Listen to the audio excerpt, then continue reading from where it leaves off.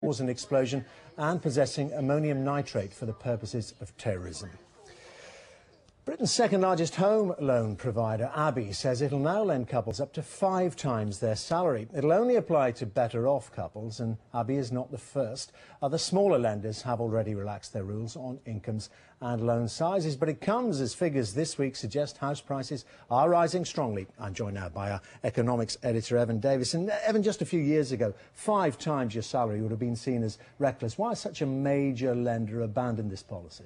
The multiples of salary have gone a little out of fashion, Dermot. The truth is most lenders think what really matters is the monthly repayments relative to income rather than the size of the mortgage, and with relatively low interest, people can afford more than they would have on old-style big mortgages.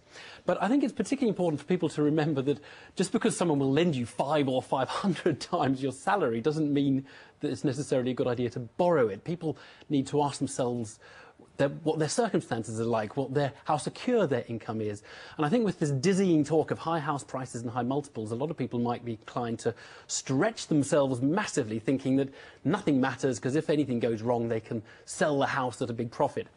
And I've got a bit of a graph here, which I think is always a good thing to look at. It goes back 30 years, a good long-term graph of what's been happening to house prices. And you see they normally go up. But if you plot the sort of trend line on there, the kind of average over the years, you see that today, at the end of that line, they really are quite high-priced, which doesn't mean you shouldn't buy a house, but it means you shouldn't buy one assuming that they're going to go on up and up and up. Now, one of the other big risks, Evan, is the direction of interest rates, and it's thought they might go up next week. Yep, the decision next week. I would be gobsmacked if interest rates didn't go up by a quarter point next week. So it means if you've taken a 5 times salary mortgage, you'll be paying a base rate, facing a base rate of 5%. Now, a year ago, I think a lot of us thought 5% was probably as high as they would go. That was the kind of outer limit of our expectations.